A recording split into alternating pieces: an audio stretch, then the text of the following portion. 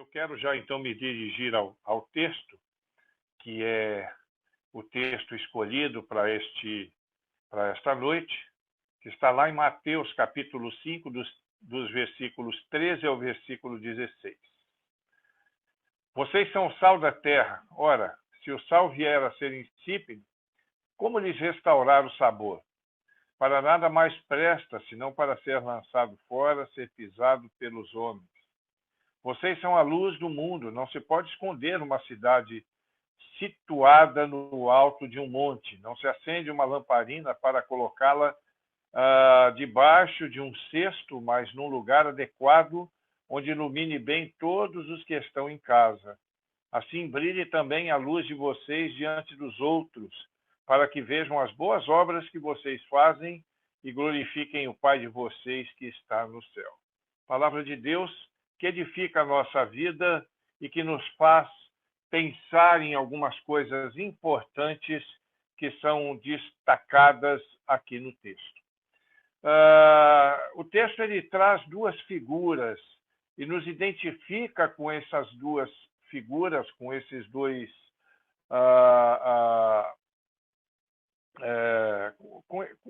com essas duas questões aí, o sal e a luz, né? E o sal a gente sabe que ele tem uma função, talvez a mais importante dele, seja de dar sabor ao alimento. Eu sempre digo que você consegue comer qualquer alimento sem qualquer tempero, a não ser o sal. Se você tentar comer um alimento, é claro que eu me refiro a alimento salgado, né? Porque alguém pode dizer, não, o doce não precisa de sal. Mas eu digo um alimento salgado, um alimento que não seja doce. Sem o sal, você não vai sentir o prazer em comer aquilo. As pessoas que têm, como eu, dificuldade de pressão, às vezes se veem assim, entristecidos por causa disso, que são obrigados a comer com menos sal. E aí, então, você perde o prazer. Porque a principal função do sal é essa. Assim como a principal função da luz é de iluminar as trevas. Mas aqui eu quero fazer alguns destaques que a gente precisa fazer para poder entender esse texto. E aí, então, nós vamos fazer uma reflexão bastante profunda em nós mesmos. E eu quero começar lembrando que Jesus, aí no texto, quando ele traz essa figura, ele não diz aí, em momento algum, vocês serão o sal. Ele também não diz, vocês devem ser o sal, mas ele diz assim, vocês são o sal. Então, significa que quem verdadeiramente é nascido de Deus, necessariamente já é sal, necessariamente já é luz.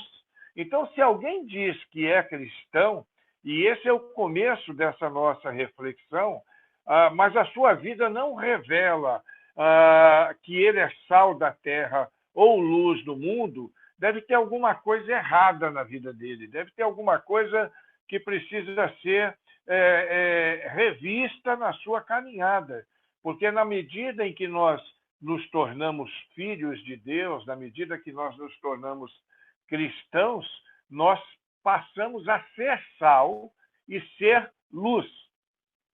E nós, então, como sal e luz, temos que ter algumas características que são peculiares tanto do sal como da luz. E a gente vai falar sobre isso nesse momento. É claro que quando Jesus fala que nós somos sal da terra, ele explora não somente essa característica do sabor, né? Mas ele também explora uma outra característica muito importante, porque para aqueles que estão ali com Jesus Cristo, para os seus seguidores que estão ouvindo isso, eles sabiam, e nós sabemos hoje também, que o sal era certamente o fator mais importante que existia para poder preservar os alimentos. Porque naquele tempo não tinha geladeira, naquele tempo não tinha freezer, então o que se usava principalmente, prioritariamente, para poder conservar os alimentos da deterioração, de se estragarem, era justamente o sal. Então, ele cumpria esse papel de preservação dos alimentos e também servia como tempero. Mas quando a gente lê essa expressão, e aqui agora eu quero trazer uma reflexão bastante interessante, de repente diferente de algumas que você já tem ouvido por aí, é que quando Jesus traz essa expressão, ele tem um objetivo maior em dizer para os seus seguidores que eles são o sal da terra, do que assim simplesmente a função da preservação. Porque o crente verdadeiro ele deve estar sempre combatendo essa situação moral degradante da sociedade, do mundo que nós vivemos. E, certamente, e de forma certeira, o sal sempre ele age de forma objetiva nesse sentido. Às vezes, nós não podemos ver o sal. Quando você olha para o alimento, depois de temperado, você não enxerga o sal, mas você sabe que ele está lá porque a sua ação é percebida no paladar. Na maioria das vezes, nós também não podemos distinguir a nossa ação na sociedade simplesmente com o olhar, né? Mas nós podemos senti-la. É assim que acontece com a igreja neste mundo. A igreja precisa ser sal nesse mundo. Ela precisa fazer com que este mundo possa passar por todos os processos, e muitos processos são extremamente negativos, sem se deteriorar. A igreja ela precisa cumprir esse papel e ela faz isso a partir de nós, que somos o sal da terra. Não fossem os crentes, não fossem os cristãos na terra, é possível que a terra fosse muito mais perversa e depravada do que é. Nós vivemos num contexto, e nós conhecemos o contexto, um contexto imoral, um contexto de violência, um contexto de brigas, de debates sem fim, um contexto onde o certo se torna errado e o errado se torna certo. E isso tem acontecido com tanta assim naturalidade que às vezes nos assusta. Eu já sou um pastor mais antigo, né, por assim dizer. Eu tenho 63 anos de idade e tenho 29 anos de fato como ministro do Evangelho. Eu olho para o mundo hoje, me lembro do mundo de 30 anos, de 40 anos atrás, e eu tomo um susto, porque não é a mesma coisa, o mundo está diferente, o mundo está deteriorado, os valores estão invertidos, os valores não são mais os mesmos, os conceitos que nós vivemos hoje são conceitos daquilo que se chama no mundo de politicamente correto, mas muitas vezes esse politicamente correto é espiritualmente incorreto. E nós, que somos o sal na terra, precisamos fazer a nossa parte, influenciar, temperar, para que a terra possa superar, para que a terra e os seus moradores, e quando eu digo a terra, é claro que eu não estou me referindo ao espaço geológico, mas as pessoas que vivem nela possam, então, ter uma reflexão sobre os valores. E aí eu não me refiro absolutamente, eu não sou pietista, eu não sou uma pessoa assim conservadora ao extremo, eu não sou o santo absoluto, eu não sou um homem extremamente conservador, mas nós sabemos que muitas coisas estão passando do limite. Por mais que nós tenhamos um olhar aberto, um olhar, vamos dizer assim, moderno, um olhar um pouco mais liberal sobre o mundo, as coisas estão caminhando para uma situação cada vez mais difícil.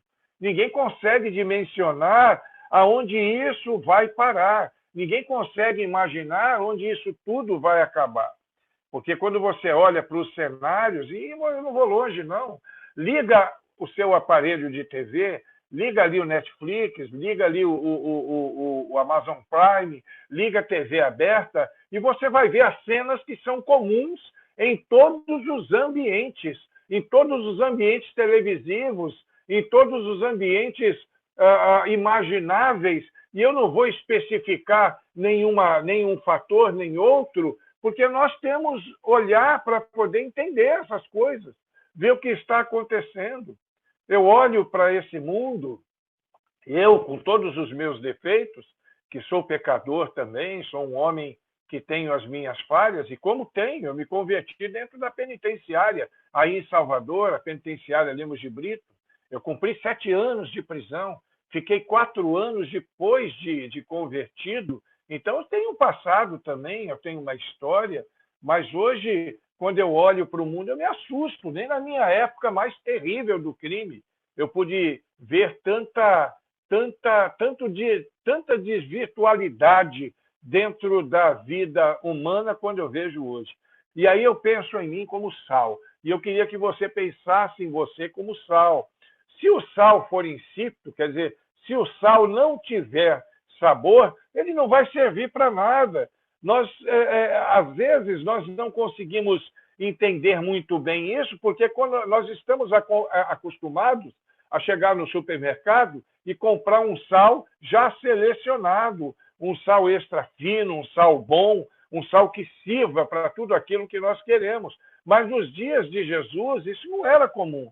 Nos dias de Jesus, o sal era retirado, principalmente ali da região do Mar Morto, mas haviam alguns pântanos e lagos naquela região que, pelo contato com o cálcio e com outras substâncias, prejudicavam as qualidades do sal, e o sal, então, ele adquiria um sabor alcalino, ele se tornava inútil, era um sal que não poderia ser usado e nem tampouco poderia ser restaurado, porque ele já estava estragado.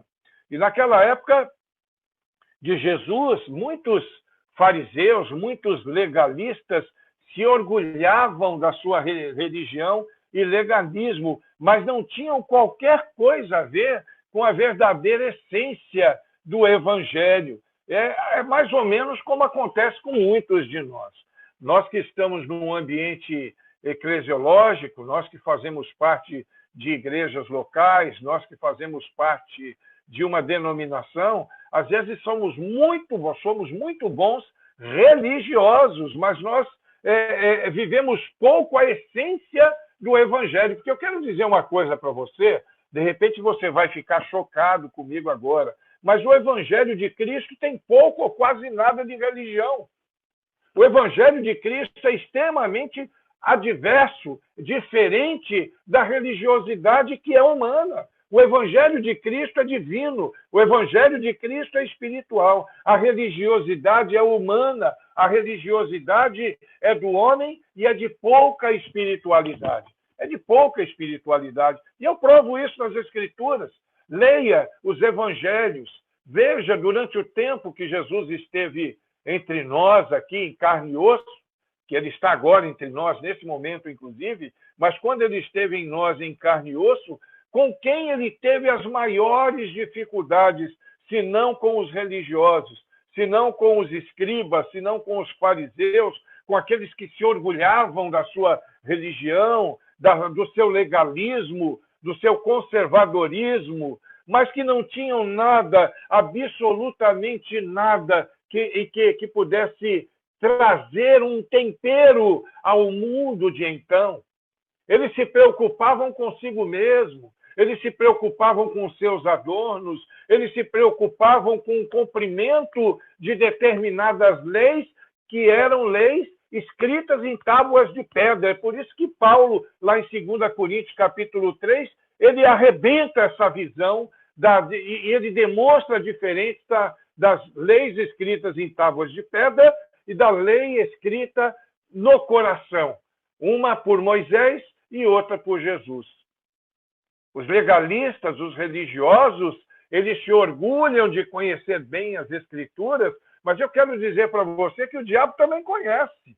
Ele teve a ousadia de tentar Jesus no deserto, e ali tentando Jesus, ele não usou outra coisa senão as Escrituras. Não adianta nada, querido, ser religioso se você não for sal na terra, se você não for sal no contexto onde você está. Nós precisamos ser sal, nós precisamos preservar aquilo que precisa ser preservado, os valores de Deus para o ser humano. E nós não estamos falando de dogmas religiosos, nós não estamos falando de usos e costumes, nós não estamos falando de regras, porque a Bíblia não é livro de regras, a Bíblia é livro de princípios. Nós estamos nos referindo a princípios bíblicos que precisam ser vividos e que muitas vezes estão longe de ser vividos por nós, que às vezes não conseguimos entender exatamente o que Deus tem para nós. Você quer um exemplo? Eu te dou um exemplo agora mesmo. Efésios, eu vou procurar aqui para que a gente possa ver do que eu estou falando aqui. Ó. Efésios, capítulo 2, versículos 8 e 9. Todo mundo sabe de cor, não é verdade? Porque pela graça sois salvos, por meio da fé, mediante a fé, e isso não vem de vocês, é dom de Deus, não por obras para que ninguém se glorie. Todo mundo sabe de cor esse versículo, porque esses dois versículos, eles demonstram a ação de Deus na nossa vida. Então o religioso adora isso. Ver o que Deus está fazendo na vida dele. Glória a Deus, Deus é que está fazendo. Eu sou salvo pela graça, não me custou nada. Eu sou salvo pela fé, que nem isso é de mim, veio de Deus, é presente de Deus para mim. Eu não sou salvo pelas obras, e eu não preciso de obras, e eu não vou, e Deus permite isso para que ninguém se glorie. Mas poucos conhecem Efésios 2:10, que aí já não é a ação de Deus, mas a nossa ação proposta no texto, pois somos feitura dele, criados em Cristo Jesus para as boas obras, as quais Deus de antemão preparou para que andássemos nela. É fácil eu dizer que sou religioso quando não depende nada de mim, quando eu estou ali levantando as minhas mãos e dando glória a Deus, né? Erguei as mãos e dai glória a Deus, quando eu estou ali dentro do templo, dizendo que eu estou na casa do Senhor, que é uma outra tremenda heresia que um monte de nós falamos, né? Porque a casa de Deus não é o templo não é a casa de Deus, nós somos a casa de Deus e nós nos reunimos num templo que é uma demonstração física da Igreja de Cristo para quem não conhece a Deus. Mas para nós que conhecemos a Deus, nós sabemos que Deus não habita em templos feitos por homens. Mas os religiosos adoram ficar lá dentro e ficar ali, até perdendo o sentido do que significa de fato igreja, eclesia, chamados para fora. Eles não, eles vêm para dentro e querem ficar lá dentro. É lá dentro que está a presença de Deus, é lá dentro que o poder de Deus se manifesta, é lá dentro que as coisas acontecem, é lá dentro que se ouve a Deus e se esquecem que Deus nos chamou como eclesias, chamado para fora, para que nós pudéssemos ir lá fora, fazer as boas obras, ser sal lá fora. Não adianta ser sal dentro do saleiro. O sal dentro do saleiro não tem valor. Ele não tem sentido, ele não cumpre o seu papel. Nós somos chamados para ir lá para fora, cumprir o nosso papel, fazer boas obras. E olha, eu vou dizer outra coisa para você. Fazer boas obras não é só fazer proselitismo, não. Porque tem gente que está por aí querendo fazer proselitismo e se alegra, como diz, olha, converti mais um. Você nunca converteu ninguém, você nunca vai converter ninguém, como eu também nunca vou converter ninguém. Quem converte é o Senhor. E as nossas ações vão mostrar Cristo às pessoas. Não adianta nada você sair com uma Bíblia pregando o Evangelho, se depois que você fecha a Bíblia, você perde a essência do Evangelho. Porque as pessoas estão de olho em você. As pessoas vão ver que um dia você chegou com uma Bíblia, pregou o Evangelho para eles, mas você não vive aquele Evangelho. Quando você chega num texto como esse, por exemplo, você se apega nos dois versículos anteriores e você não vive nas boas obras. E é uma coisa interessante, quando o Tiago fala a esse mesmo respeito, Tiago bate mais forte. Porque Tiago vai dizer que a fé sem obras é morte em si mesmo. Não adianta você dizer que tem fé, meu irmão. Não adianta só dizer que tem fé. A palavra diz que os diabos também acreditam e estremecem, inclusive, quando ouvem falar de Deus. Mas a fé precisa ser manifestada por boas obras.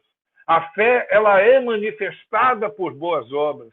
Todos aqueles que vivem uma relação profunda e verdadeira com Deus são as pessoas que vivem para a glória de Deus através das suas vidas.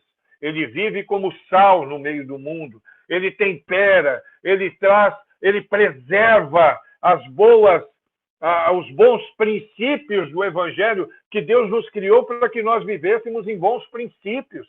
Ele não criou para que nós vivêssemos de qualquer maneira, não. Ele nos dá liberdade. Cada um tem liberdade de fazer o que quiser na vida, mas ele nos dá um padrão, ele nos dá princípios. E se você anda nesses princípios, se você anda nesses padrões, você é uma pessoa feliz. E se você é crente, você vai mostrar isso para as pessoas lá fora. Os princípios e padrões que Deus nos ensina. Se eu conhecesse os princípios e padrões de Deus, eu não teria sido preso, eu não teria fugido da penitenciária como eu fugi 2 vezes, eu não teria dado tiro em ninguém, não teria dado facada em ninguém, não teria usado drogas, não teria roubado ninguém, mas eu não conhecia os princípios de Deus.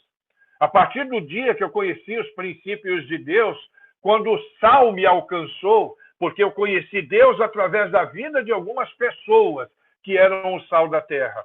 Quando aquele sal me alcançou, eu me tornei uma nova criatura. E se alguém está em Cristo, é nova criatura. Dia 21 de junho de 1988, nós vamos fazer 34 anos, desde quando eu fui alcançado pelo sal, que é a pessoa que demonstra e que vive para a glória de Deus em suas ações. Eu quero dizer para você que eu não me converti dentro de um templo, levantando a mão e indo lá para frente depois de um sermão de um pastor, não. A minha conversão foi um processo onde eu ouvi falar de Deus, não dei atenção no primeiro momento, mas na hora certa aquela mensagem germinou no meu coração.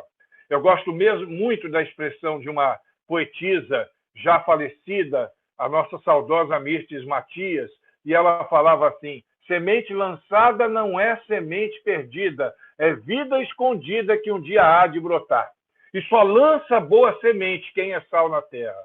Só lança boa semente quem tem disposição de viver para poder temperar esse mundo, para poder preservar os bons costumes, os bons princípios de Deus, a fim de que esse mundo possa prevalecer, a fim de que esse mundo possa sobreviver ao Deus desse século, que está dominando o coração daqueles que não querem viver com Deus. Porque eu vou dizer uma coisa para você, aqui no Brasil, por exemplo, é praticamente impossível, a não ser entre tribos perdidas lá na Amazônia, que alguém tenha deixado de ouvir de Cristo. Aqueles que não vivem com Cristo vivem por opção. Porque, muito embora o sal esteja disponível na cozinha de qualquer pessoa, a pessoa só vai usar aquele sal se quiser. Ninguém obriga uma pessoa a colocar sal no alimento. No nosso caso, o alimento ele não se vê obrigado a viver nesses padrões, nesses princípios, a ter esse tempero. Agora, uma coisa é certa, cada um dá conta de si. E a gente sempre gosta de falar que o ímpio vai dar conta de si no juízo final. Mas eu quero dizer que você também e eu vamos ter que dar conta de nós, daquilo que nós fizemos e daquilo que nós não fizemos durante o tempo que vivemos neste mundo como sal da terra. Porque Jesus está voltando. E lá em Mateus 5,14 está dizendo que nós somos a luz do mundo e que não se pode esconder uma cidade construída sobre um monte. Nós, como luz, a Bíblia vai dizer que nós somos a luz, não é que nós devemos ser a luz, não é que nós podemos ser a luz, que nós escolhamos ser a luz, não, que nós somos a luz, claro que não a luz plena, mas a manifestação da luz plena que é Deus, nós manifestamos a luz que é o próprio Cristo. Em João 8,12, Jesus se identifica como a luz do mundo. E nós, então, e a Bíblia declara que o próprio Deus é a luz, em 1 João capítulo 1, 5, e nós somos o reflexo dessa luz, a manifestação plena da luz no mundo. Nós precisamos viver assim, irmãos, porque aonde nós estivermos, essa luz vai brilhar.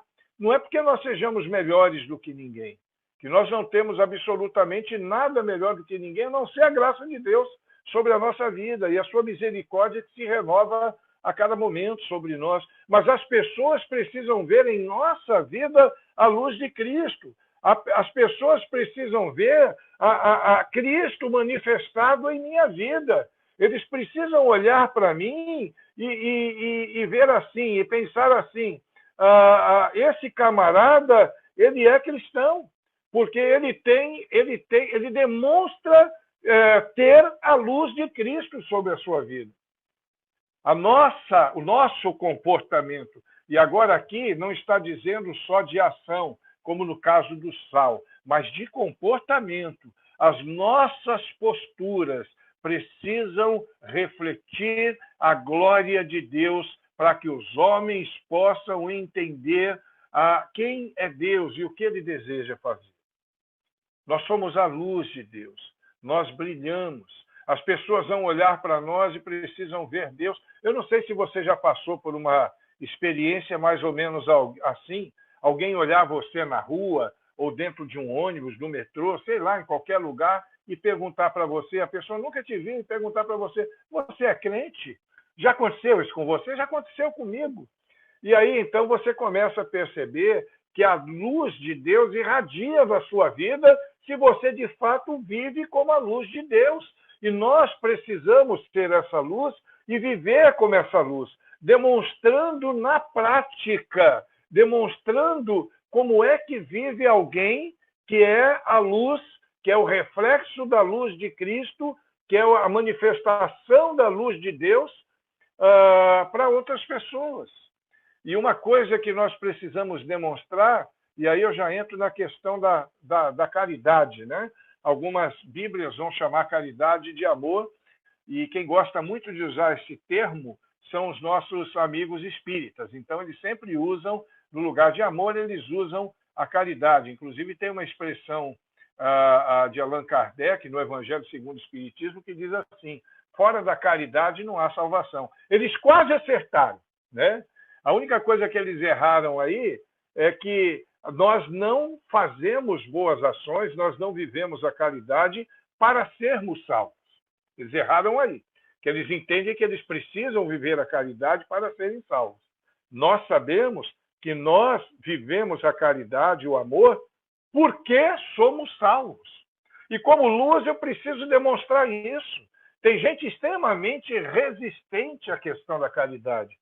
Os mais antigos aí, e aí já é até um pouquinho mais antigo do que a minha época, onde se lembrar que antigamente o tema caridade era quase que uma heresia no meio dos batistas. Eu já ouvi, aliás, eu ouvi lá no passado, e alguns devem ter ouvido também, alguém dizer mais ou menos assim, esse negócio de caridade, esse negócio de ação social é para mandar gente de barriga cheia para o inferno. Eu não sei se você já ouviu isso, eu já ouvi, porque não conseguiam assimilar a evangelização ou a vida espiritual ou a essência do evangelho com caridade. Mas eu quero dizer para você que caridade tem tudo a ver com o evangelho. Jesus é a prova viva disso.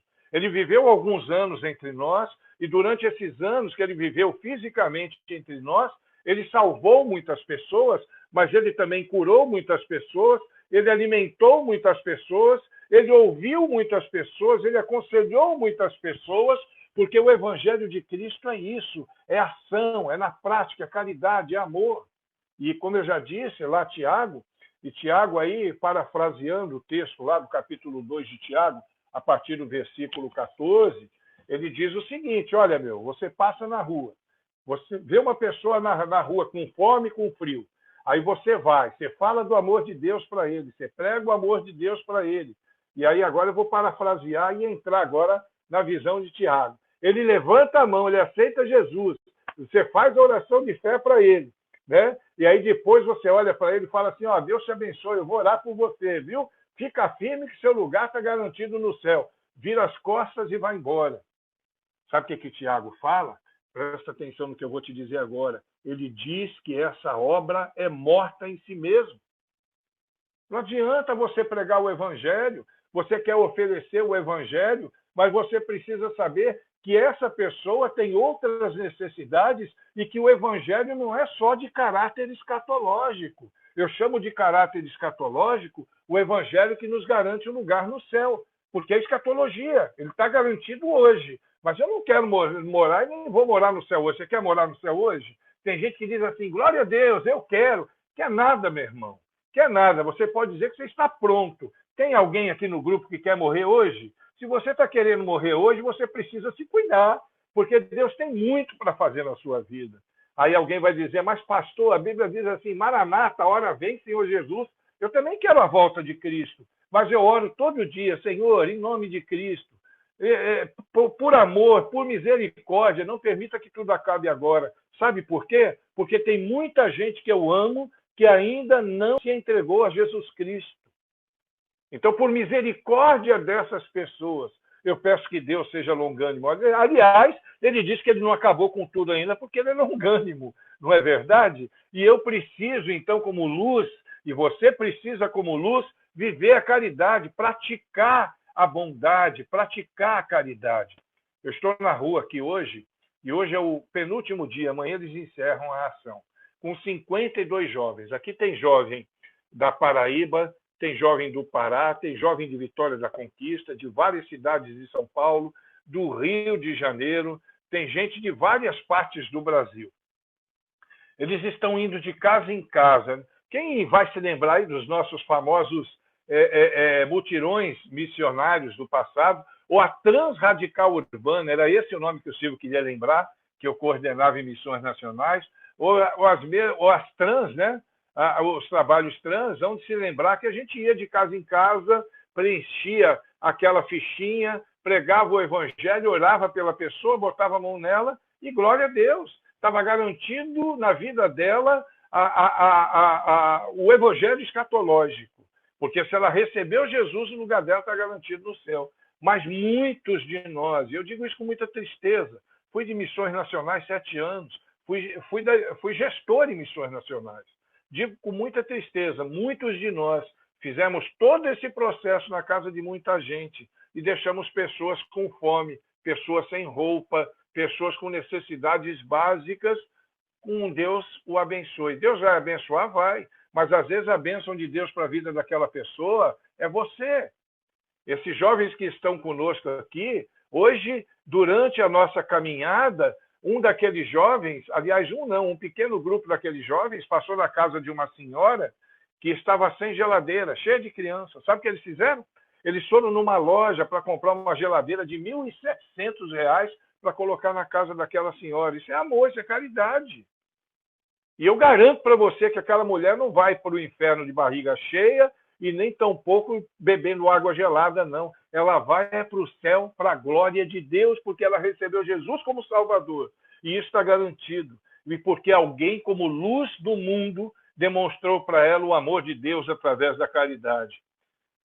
A luz do mundo também faz com que as pessoas levem a alegria. As pessoas têm que olhar para nós e têm que sentir a alegria do Evangelho. Eu sou um homem feliz. Eu sei que eu já estou na ladeira, estou descendo a ladeira, né? 63 anos, eu tenho mais alguns anos, se bem que eu não vou viver muito, que eu pedi a Deus que não me desse mais do que 124 anos. Então, eu estou chegando na metade, mais ou menos.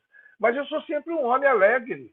Eu sou sempre alegre. Esse sorriso que você está vendo no meu rosto aí é do dia a dia. Claro que tem momentos que eu fico bravo, como qualquer um. Eu sou humano, né? Às vezes eu fico bravo, às vezes eu fecho a cara, mas, via de regra, eu sou uma pessoa alegre, porque eu transmito a luz de Cristo, e a luz de Cristo é alegria. Não adianta você querer ficar macabuzo com a sua cara fechada, você com ódio, com ira. Na igreja, a gente vê muito disso. Existe uma coisa na igreja, eu não sei se você já ouviu isso, eu já ouvi algumas vezes, de alguém dizer, tipo assim, na igreja, eu estou vendo ali irmão fulano de tal, nunca me fez nada, mas eu não vou com a cara dele. Vai se converter, irmão, em nome de Jesus Cristo. Ele nunca te fez nada, mesmo que ele tivesse feito. A Bíblia diz para você amar os seus inimigos, quanto mais o seu irmão. Abra um sorriso para ele. Abra um sorriso e demonstre a alegria do Evangelho de Cristo. E você vai ver o que Deus pode fazer através disso. Nós também precisamos demonstrar que somos luz, sendo exemplo. Uma coisa é você falar, né? Existe aquela expressão, alguns aqui já ouviram, faça o que eu digo, mas não faça o que eu faço. Para trás de mim, Satanás, isso aí não é de Deus, não. Faça o que eu digo, olhando em mim os bons exemplos. Sabe por quê? Porque o Evangelho não se prega só lendo a palavra de Deus e mostrando teologicamente o que é boas novas de Jesus Cristo. Eu gosto muito de São Francisco de Assis quando ele diz o seguinte: prega o Evangelho, se necessário, use palavras. Ele está falando do exemplo. Eu tenho que mostrar para as pessoas o quanto é importante o Evangelho. Eu tenho que mostrar para as pessoas o quanto o Evangelho é importante na minha vida. Eu tenho que ser exemplo. É por isso que hoje eu faço trabalhos. Aliás, Deus me abriu muitas portas. Atualmente eu sou capelão da Polícia Militar na Bahia. Só tem 2 capelães civis da Polícia Militar, eu digo nomeados pela Polícia Militar, né? Só tem 2 capelães civis na Polícia Militar e eu sou um deles. O outro, se eu não me engano, é de Camaçari. E eu faço também trabalho em presídios, trabalho em vários lugares de alta complexidade, porque eu sou luz, não dá para esconder a luz, eu tenho que ser luz e ser luz em qualquer lugar. Então, quando eu entro nos presídios, por exemplo, as pessoas veem em mim a luz e acontece um fato interessante. Eu já ouvi uma vez de um preso, num presídio, eu não me lembro, acho que foi lá em Pernambuco. Um preso, quando eu cheguei, ele me viu, ele falou: eu já li o seu livro, eu já ouvi falar de você. Você não é aquele que se converteu na penitenciária de Salvador? Eu falei: sou eu mesmo. Ele falou: olha, eu sou seu fã. Né? E eu gostei daquilo, sabe por quê? Quando ele disse que ele é meu fã, ele não está me fazendo como um astro na vida dele, mas ele está vendo no meu exemplo a possibilidade dele poder ter uma nova vida também. Você precisa ser assim em qualquer ambiente, ter coragem, né, de se dar, de se doar em qualquer ambiente. Quando eu estava em missões nacionais, eu gosto de dizer esse exemplo que é muito interessante, porque às vezes a gente quer ser bom exemplo entre aqueles que são semelhantes, mas nós precisamos ser bom exemplo entre aqueles que são diferentes também. Lá no Rio de Janeiro tem um prostíbulo chamado Vila Mimosa, que é um prostíbulo que é dos mais antigos e famosos do Brasil. Não sei se você já ouviu falar, mas se você não ouviu, você pesquisa na Google. A Vila Mimosa, nos finais de semana, ele agregava 1.500 prostitutas, mais ou menos, e circulavam por ali cerca de 4.500 homens. Não era só uma loja, não. Era uma rua inteira, né? Uma rua e algumas ruas adjacentes. E naquela rua, a prostituição intensa, as mulheres ficavam nuas lá, as mulheres andavam de qualquer jeito, ali tinha todo tipo de boate, ali tinha todo tipo de movimento, e eu e minha esposa decidimos fazer um trabalho lá dentro. Eu e minha esposa entramos na Vila Mimosa. E quando nós entramos na Vila Mimosa, diante daquele cenário, a nossa primeira impressão foi de espanto, né? Eu nunca tinha visto mulher andando pelada na rua de salto alto. Literalmente pelada, sem nenhuma peça, né? E minha esposa do meu lado. E nós começamos a fazer um trabalho naquele lugar, e quando nós chegávamos na Vila Mimosa, é como se a luz de Cristo era visível por aquelas mulheres. Nós começamos a envolver igrejas no Rio de Janeiro que entravam conosco na Vila Mimosa. E chegou o momento que nós quisemos fazer um culto na Vila Mimosa. E agora, fazer um culto aonde, né? E aí, então, nós escolhemos uma boate LGBT dentro da Vila Mimosa. E a dona da boate, além de ser lésbica, ela também era mãe de santo. E nós conversamos com ela, evangelizamos ela algumas vezes e pedimos o espaço para poder fazer um culto. Ela falou: vocês podem fazer culto aí. E a boate dela era toda preta e vermelha. Nós aproveitamos o preto e vermelho e colocamos outras cores também, né? Fizemos uma coisa bem bonita, até para não ficar aquele preto e vermelho que lembra 2 coisas que eu não gosto: o time do Flamengo e macumba, né? Então aí a gente fez assim, a gente distribuiu ali, fez umas cores bonitas e começamos culto ali. Você sabe o que aconteceu? Um ano depois, eu e minha esposa saímos do Rio de Janeiro e fomos para Minas. Mas quando nós saímos da Vila Mimosa, nós deixamos 2 pequenos grupos funcionando dentro da Vila Mimosa, no Rio de Janeiro. E algumas mulheres dali se converteram e foram para a igreja, inclusive para a 4ª Igreja Batista do Rio de Janeiro, foram algumas delas, que hoje fazem parte do coral ou daquela igreja, né? Que é a igreja do filho do pastor Miqueias Paz Barreto, um grande amigo nosso, pastor Nico, né? Que está lá naquela igreja. Você sabe por quê? Porque nós somos luz, porque nós procuramos demonstrar o amor de Deus, doar o amor de Deus. Se você é luz de Deus, você precisa demonstrar o amor de Deus através de suas atitudes. Viva o Evangelho de Cristo, meu irmão. Demonstre a caridade e o amor, não só falando, mas fazendo. Seja auxílio para as pessoas nos momentos de dificuldade. Tenha coragem de meter a mão no bolso de vez em quando. Eu aprendi na vida, pastor Silvio e queridos amigos, que tem 2 coisas no ser humano que são mais difíceis de se converter.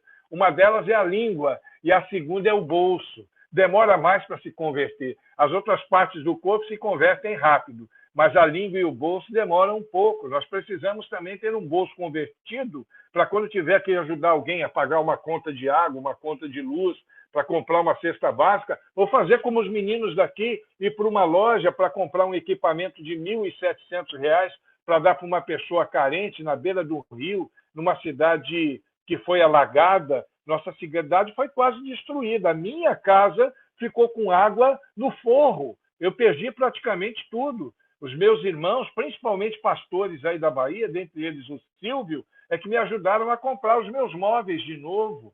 Nós precisamos ser auxílio, precisamos demonstrar a alegria do Evangelho na nossa vida, ser exemplo em tudo que fazemos e doar amor em todos os contextos, em todos os ambientes. Olha, meu irmão, eu vou dizer uma coisa para você.